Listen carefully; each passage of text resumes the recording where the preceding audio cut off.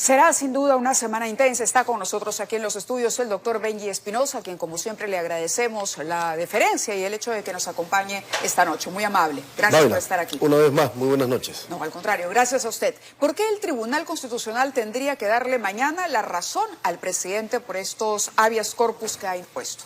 Sí, hablo de uno en particular, el otro desconocemos su existencia, muy probablemente como en los casos de los procesos constitucionales, cualquier persona puede presentar una demanda a favor de otra. Al que se ha presentado para precisamente anular la denuncia de la Subcomisión de Acusaciones Constitucionales. Esa es suscrita por el doctor Pachas y por el presidente de la República. La otra desconocemos su contenido. La que pretende anular todas las investigaciones o las denuncias fiscales, además de las mociones de vacancia que están en camino y otras investigaciones en contra del presidente. A ver, si nos ordenamos un poco es así. Hay una demanda de amparo presentada que está en la Sala Constitucional, correcto, y hay otras dos que las conoce el Tribunal Constitucional.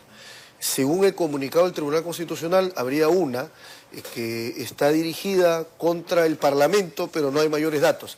La otra, que sí tengo conocimiento, es la suscrita por el doctor Eduardo Pachas. ¿Qué cosa es lo que se cuestiona? Se cuestiona el origen mismo del proceso contra el presidente por el caso de traición a la patria. Exacto. El caso que además verá la permanente esta semana. Exacto. Por eso es importante que el día de mañana el tribunal haya anunciado que empezará a evaluar, pero mañana mismo parece tomar una decisión al respecto. Bueno, puede tomarla mañana, puede tomarla en los próximos días, depende, ¿no es cierto?, de lo que decida el Tribunal Constitucional. Pero creo que es importante que se analice si es que esa denuncia de traición a la patria ¿tiene fundamento o no tiene fundamento? Y desde nuestra perspectiva no tiene ningún asidero, ninguna base, ningún fundamento jurídico, técnico. Ojo, hablo desde el punto de vista jurídico. Estamos hablando, claro, del proceso en la Subcomisión de Acusaciones Constitucionales por supuesta traición a la patria. Ahora, varios juristas han dicho, entre ellos el doctor Ernesto Blume, han dicho que el presidente encarna a la nación. Y desde el momento en que el presidente dice algo como que apoya la salida al mar de Bolivia a través de territorio peruano, las declaraciones famosas que concede a la CNN, ya hay ahí un delito cometido, porque él encarna al Estado y él lo que ha hecho es claudicar a su rol de presidente, de precisamente defender la soberanía nacional. No, no es así, y me permito discrepar de esa posición jurídica por dos razones.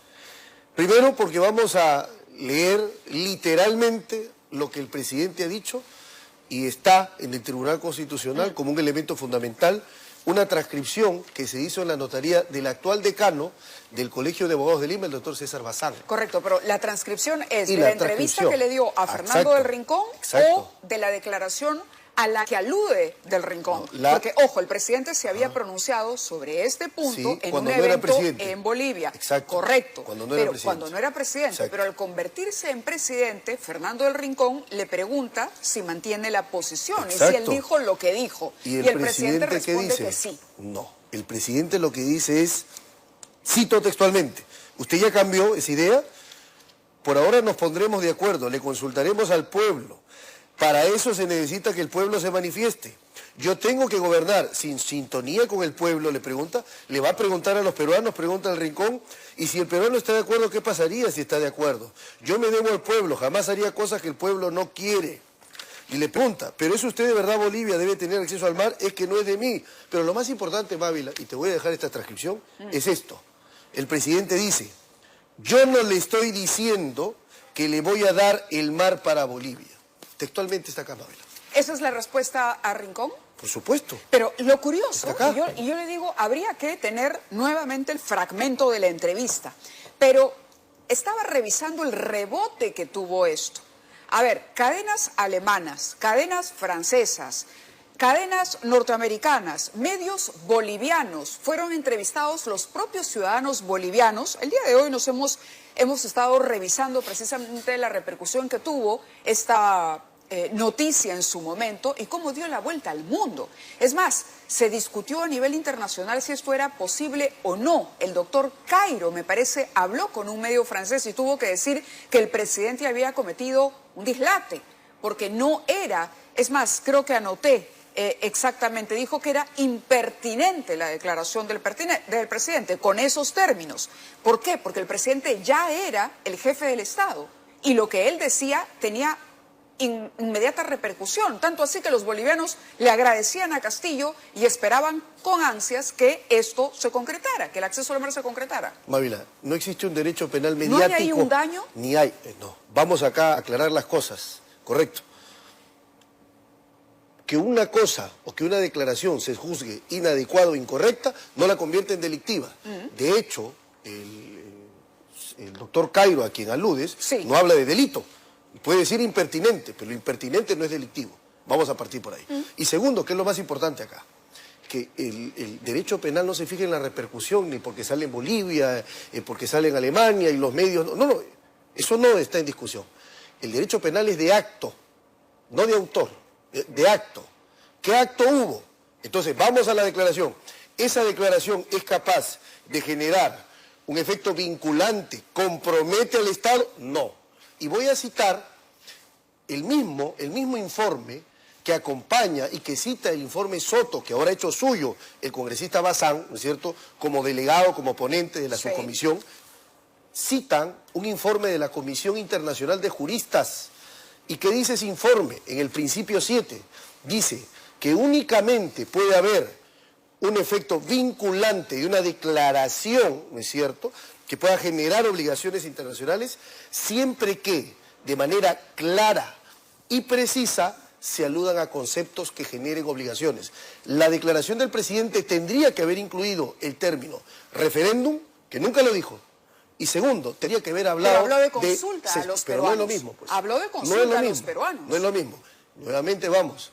Comisión de Derecho Internacional citada por el propio informe del Congreso. Pero estamos hablando entonces de que se libraría de esta denuncia. Lo que te estoy diciendo es que esa denuncia no tiene ni pie ni cabeza. Por no haber mencionado la palabra referéndum. Por eso, el derecho penal es un derecho penal de lo que actúa, de lo que se dice, de lo que se hace, no de lo que pudo ser o de lo que cómo hay que interpretarlo.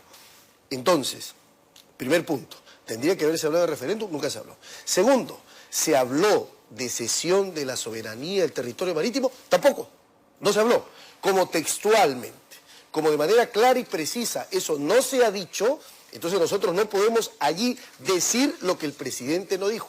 Que les parezcan inadecuadas sus expresiones son otra cosa. Eso es en el ámbito de lo correcto, el incorrecto, de la pertinencia o no, pero eso no es delito. En la segunda parte de la entrevista de CNN dice, el jefe de Estado recordó que tiempo atrás se manifestó a favor de otorgar acceso al mar en Bolivia. A ver. No lo dije como presidente, es una idea, aquí textualmente también, transcrito de lo de... bueno, la diferencia es que eso lo cita una fuente y esto está notariado. Pero ahora le consultaremos al pueblo. Para eso se necesita que el pueblo se manifieste. Pero te voy a explicar. ¿Cómo se le consulta al pueblo si no es a través de un referéndum? Y contexto. Mávila, dice, si el Perú está de acuerdo, puntos suspensivos, veamos las fronteras, hay grandes necesidades y entonces, ¿por qué poner una barrera? Pregunta el presidente. Pero le parece, tenemos el audio, me parece, o el video. Vamos a ver exactamente lo que ocurrió en ese encuentro con Fernando del Rincón en CNN en español. Presidente, su ideología es importante.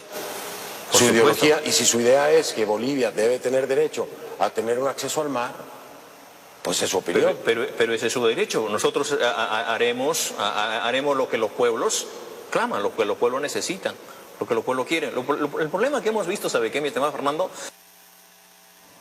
Ok, ese es un momento de la entrevista, ¿no? Pero Rincón le pregunta antes y le recuerda esas declaraciones. ¿Por qué el presidente se excusa al poco de esta entrevista si lo que había dicho no constituía ni siquiera una falta? Porque uno se puede excusar cuando comete un error al expresarse, pero el excusarse porque no hace aparecer de que esté confesando un delito. En un medio regional, el presidente pide disculpas por lo que había dicho. Por eso, porque uno puede tener una expresión que no es feliz, que no es adecuada, que no es correcta, entonces uno dice, yo me corrijo en mi expresión. Pero en esa expresión, que puede ser incorrecta, no hay, repito, delito. No hay traición a la patria. Y te voy a decir una cosa más. La Constitución en el artículo 32 dice que no puede someterse a referéndum los tratados vigentes. Y nosotros desde el 92, el tiempo de Fujimori, tenemos convenios, tratados, Perú, Bolivia. Entonces, ¿cómo también pretendía consultarle al pueblo peruano? Por eso te digo, entonces, la consulta, si interpretamos, no es en el sentido del referéndum. La consulta es para responder a una premisa que plantea Rincón, porque Rincón le dice, usted dijo en un foro en Bolivia, así empieza todo, usted dijo en un foro en Bolivia. Y del plan que llevaba. Están hablando de una declaración que da el presidente de las ofertas de cuando campaña. No era presidente. Vamos a partir de ahí. Pero una persona es coherente con lo que piensa antes y después en el ejercicio del cargo. Una persona tiene que tener claro que una cosa es el ejercicio del poder y otra cosa es cuando no ejerces poder. Hay que ser claros en eso. Entonces, el presidente es muy claro, dice, no lo dije como presidente, pero es su idea, ya hablan sobre idea, cambió, pero ahora nos pondremos de acuerdo, entonces, le consultaremos al pueblo. Entonces, es una respuesta, lo que va a Rincón. ocurrir mañana es que el TC finalmente le va a dar la razón al presidente. Pues que esa es tendría una que posibilidad. retroceder. ¿Qué pasa si la comisión permanente aprueba esto y va al Pleno, y en el Pleno también se aprueba? ¿Qué tendría que hacer la defensa del presidente? Bueno, a ver, son distintos pasos. Sí, ¿pero qué haría la defensa del presidente? Bueno, hay otra demanda de amparo que se puede presentar y anuncio acá que estamos evaluando acudir ante la Comisión Interamericana de Derechos Humanos, que es un órgano que cuando no hay justicia en el Perú, entonces este órgano brinda la justicia que nos es negada. Esperemos no llegar a esas instancias, pero es una posibilidad, una medida cautelar. A la Corte Estamos evaluando. Esto es en caso el Pleno aprobara y destituyera al presidente por ese motivo. Porque no hay que esperar que se consume una si la comisión violación al hace, principio de legalidad. ¿En semana? No. A ver, vamos por partes. Primero, que el plazo razonable significa no solo que no te demores tanto cuando tramites una causa, sino que no lo hagas de manera tan rápida. O sea, que no festines los trámites.